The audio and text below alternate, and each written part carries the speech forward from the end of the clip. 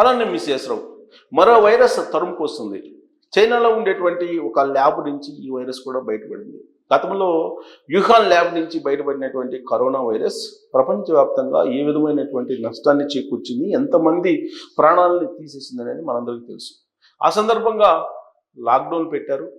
దాదాపు 2-3 సంవత్సరాల పాటు ప్రపంచవ్యాప్తంగా ఒక రకమైనటువంటి స్తబ్దత ఏర్పడింది. మళ్ళీ అలాంటి పరిస్థితి రాబోతుందా? అలాంటి పరిస్థితి వచ్చేటువంటి అవకాశం ఉందా? ఆ తరహా వైరసే ఇప్పుడు మళ్ళా అదే వుహాన్ ల్యాబ్ నుంచి మరొక వైరస్ వస్తుందా అని అంటే, చైనా నుంచి వస్తున్నటువంటి ఇన్ఫర్మేషన్ ప్రకారం కానీ ఇంటర్నేషనల్ న్యూస్ని బేస్ చేసుకుంటే కనుక కొత్త వైరస్ కరోనాతో పాటు కరోనా లాగా వస్తుంది అనేటువంటి విషయాన్ని సైంటిస్టులే చెప్తున్నారు. చైనాకు సంబంధించిన పత్రికలే ధృవీకరిస్తూ ఉన్నాయి. అందుకే ఇప్పుడు మరో వైరస్ తరుముకు వస్తుంది. ఇది ప్రపంచాన్ని ఎటు తీసుకెళ్ళబోతుంది అనేటువంటి ఆందోళన, అలజడి మళ్ళీ బయలుదేరింది. సో లాక్డౌన్ ఉంటుందా మళ్ళీ అనేటువంటి ప్రస్తావన కూడా వస్తుంది. నరేంద్ర మోడీ గారు అబ్జర్వ్ చేస్తున్నారు చైనాలో ఏం జరుగుతుంది అనేది. సహజంగా చైనాలో ఏం జరిగినా అంత తొందరగా బయటికి రాదు. మిగతా దేశాల్లో ఏం జరుగుతుందో ఇంటర్నేషనల్ మ్యాగజైన్స్లో కానీ ఇంటర్నేషనల్ న్యూస్ పోర్టల్స్లో కానీ వస్తుంది. కానీ చైనాకు సంబంధించినటువంటి న్యూస్ ఎగ్జాక్ట్గా ఎక్కడ కూడా రాదు, నిదానంగా వస్తుంది. గతంలో కూడా అలానే జరిగింది. కరోనా సమయంలో అక్కడ ఉండేటువంటి న్యూస్ బయట రాలేదు. ప్రపంచం మొత్తానికి కరోనా వ్యాప్తి చెందిన తర్వాత బయటకు వచ్చింది. అసలు వుహాన్ ల్యాబ్ నుంచే కరోనా వైరస్ వచ్చింది. ఆ కరోనా వైరస్ చైనా నుంచే వచ్చిందని చెప్పి తాజాగా నిర్ధారించారు కూడా. మరి ఇప్పుడు వస్తున్నటువంటి వైరస్ ఏంటి, అది ప్రమాదకరమా, లాక్డౌన్ పెట్టాల్సిందేనా అనేటువంటి ఒక చర్చ మళ్ళీ మొదలైంది. కరోనా రూపంలో ఉండేటువంటి మరొక వైరస్ వస్తుంది అనేది శాస్త్రవేత్తలు అయితే నిర్ధారించారు. ఇప్పుడు వస్తున్నటువంటి వైరస్ పేరు ఏంటి అని అంటే మెర్బికో అనేటువంటి వైరస్. గతంలో కరోనా రూపాంతరం చెందినటువంటి వైరస్గా కూడా దీన్ని భావిస్తూ ఉన్నారు. సార్క్ సంబంధించినటువంటి వైరస్ జాబితాలో ఇది ఉంది. సో ఇప్పుడు వస్తున్నటువంటి వైరస్ పేరు ఏంటంటే దాని పేరు HKU5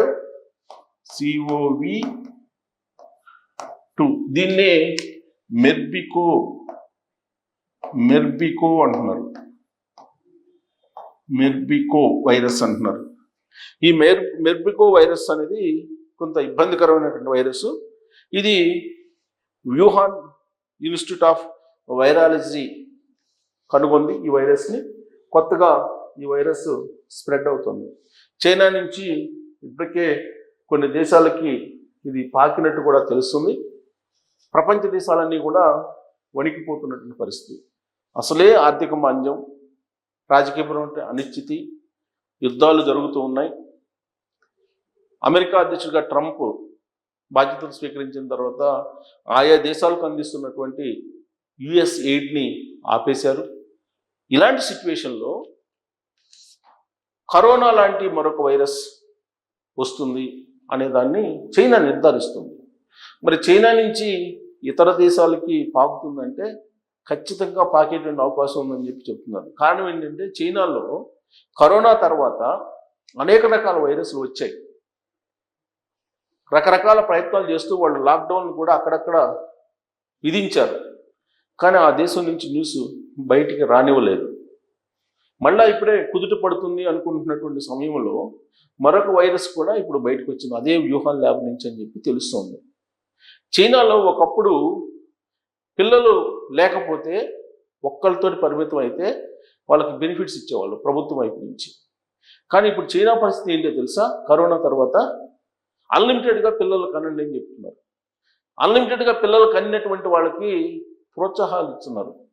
అంతేకాదు, కంపెనీల్లో పనిచేసేటువంటి వాళ్ళకి దాంపత్య జీవితాన్ని సంతోషంగా గడపడానికి అనుకూలమైనటువంటి టైంని కూడా ఇస్తున్నారు.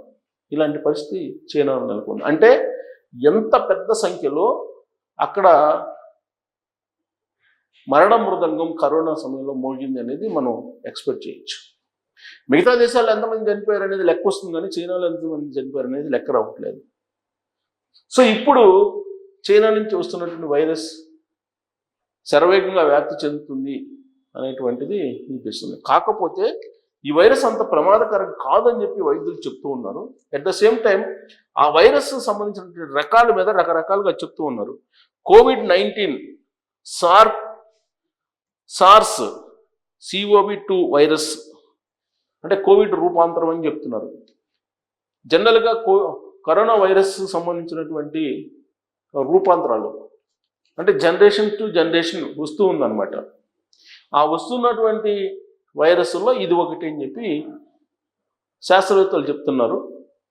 కరోనా కంటే ఇది ప్రమాదకరమా అని అంటే ప్రమాదకరం కాదని చెప్పి కొంతమంది చెప్తున్నారు. కొంతమంది ఏం చెప్తున్నారు, ప్రమాదం అని చెప్పి చెప్తున్నారు. సో లక్షణాలు ఏ విధంగా ఉంటాయంటే కరోనాకు సంబంధించిన లక్షణాలే ఉంటాయి దీనికి కూడా అని చెప్తున్నారు. మరి ఇప్పుడు మెడిసిన్ పరిస్థితి ఏంటి అని అంటే గతంలో కరోనా వచ్చినప్పుడు ఏ దేశం కూడా కరోనా వ్యాక్సిన్ని కనుక్కోలేదు. భారతదేశమే కరోనా వ్యాక్సిన్ని అభివృద్ధి చెందినటువంటి దేశాలకి, అమెరికా లాంటి దేశాలకి, చైనా లాంటి వాటికి కూడా ఎక్స్పోర్ట్ చేసింది కరోనా వ్యాక్సిన్ తయారు చేసి. మరి ఇప్పుడు భారతదేశం అత్యవసర సమావేశాన్ని ఏర్పాటు చేసుకుందా? నరేంద్ర మోడీ గారు అత్యవసర సమావేశాన్ని ఎమర్జెన్సీగా ఏర్పాటు చేసుకొని చైనాలో బయటకు వచ్చినటువంటి వైరస్ ఏంటి, దాని దుష్పరిణామాలు ఏ విధంగా ఉండబోతున్నాయనే దాని మీద అంచనా వేసుకునేటువంటి పనిలో ఉన్నారు. ఇప్పటికే ఆర్థికంగా నష్టపోయినటువంటి పరిస్థితి ప్రపంచవ్యాప్తంగా కూడా. ఇలాంటి సమయంలో మళ్ళా వైరస్ వస్తుందని అంటే కనుక మానవాళి పరిస్థితి ఏంటి అనేది ఒకటి వినిపిస్తుంది. మరోవైపు ఆధ్యాత్మిక వేత్తలు, గ్రహ శాస్త్రవేత్తలు వాళ్ళు ఏం చెప్తున్నారు, షష్టగ్రహ కూటమి వస్తుంది. కరోనా సమయంలో కూడా షష్టగ్రహ కూటమి వచ్చింది, అలాంటిది మళ్ళీ వస్తుంది మార్చి ఎండింగ్లో. సో మార్చి ఎండింగ్ తర్వాత వైరస్ విశృంఖలంగా మానవాళిని నాశనం చేస్తుందని చెప్పి చెప్తున్నారు. ఇప్పుడు సైంటిస్టులు ఏం చెప్తున్నారు, ఇప్పుడు వచ్చినటువంటి వైరస్ మెర్బికో అనేది జంతువుల నుంచి మనుషులకు వచ్చేటువంటి అవకాశం ఉంది, పక్షుల నుంచి మనుషులకు వచ్చేటువంటి అవకాశం ఉందని చెప్పి చెప్తున్నారు. ఒకవేళ అదే జరిగితే కనుక పెద్ద ఎత్తున వ్యాప్తి చెందేటువంటి అవకాశం ఉంది. జనరల్గా ఏంటంటే పక్షుల నుంచి, జంతువుల నుంచి మనుషులకి వైరస్ సోకడం అనేది చాలా తక్కువ. కానీ దీనికి జంతువుల నుంచి, మనుషుల నుంచి కూడా మనుషులకు సోకేటువంటి స్వభావం ఉందని చెప్పి ఇప్పుడు వైద్య రంగ నిపుణులు చెప్తూ ఉన్నారు. ఒకవేళ అదే జరిగితే కనుక అందరికీ ఇది స్ప్రెడ్ అయ్యేటువంటి అవకాశం ఉంది. అలాంటి పరిస్థితుల్లో షష్టగ్రహ కూటమి తర్వాత మానవాళి చాలా ఇబ్బందులు పడుతుందని చెప్పి ఎవరైతే ఈ గ్రహ శాస్త్రవేత్తలు చెప్తున్నారో వాళ్ళు చెప్పేది నిజమైనటువంటి అవకాశం ఉంది. దానికి సంకేతంగా ఇది కనిపిస్తుంది. గతంలో కూడా షష్టగ్రహ కూటమి తర్వాతనే కరోనా వైరస్ వ్యాప్తి చెందింది. కరోనా వైరస్ వ్యాప్తి చెందిన తర్వాత జరిగిన నష్టం మనం చూసాం. ఇప్పుడు కూడా సేమ్ అలాంటిదే లాక్డౌన్ కూడా ఉండేటువంటి అవకాశం ఉందని చెప్పి ఈ గ్రహశాస్త్రవేత్తలు, ఆధ్యాత్మికవేత్తలు వీళ్ళు చెప్తూ ఉన్నారు.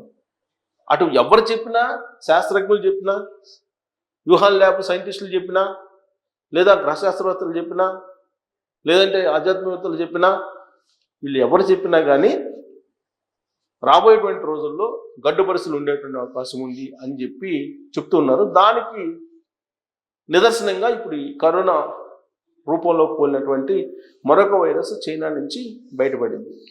మరి దీన్ని ఏ విధంగా అడ్డుకోగలరు నరేంద్ర మోడీ గారు? మళ్ళీ లాక్డౌన్ అనివార్యం అవుతుందా, లేదంటే ఆర్థిక పరిస్థితి దృష్ట్యా లాక్డౌన్ లేకుండానే ఈ కరోనా వైరస్ని తరిమి కొట్టేటువంటి యంత్రాంగాన్ని తయారు చేయగలరు? ఏం చేయగలరు, ఏం చేసే అవకాశం ఉంది అనే దాని మీద మీరు కూడా మీకు ఇన్ఫర్మేషన్ ఉంటే చైనా నుంచి వచ్చేటువంటి కరోనా వైరస్ దాని ప్రభావం ఏంటి అనే దాని మీద కామెంట్ చేయొచ్చు.